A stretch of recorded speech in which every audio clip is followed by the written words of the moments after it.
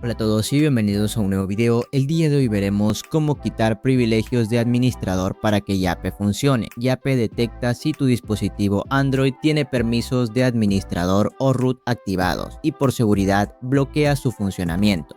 Para solucionarlo necesitas remover esos privilegios. Si tu celular está ruteado mediante Magisk, abre la app de Magisk, ve a la configuración y desinstala completamente el root siguiendo la opción desinstalar Magisk por completo que encontrarás en el menú principal.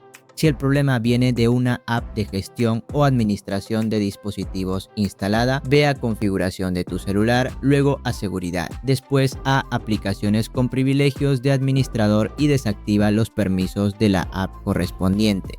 Una vez removidos estos privilegios, reinicia tu celular, desinstala Yape, limpia los datos residuales si es posible y vuelve a instalarla desde la Play Store para verificar que funcione correctamente.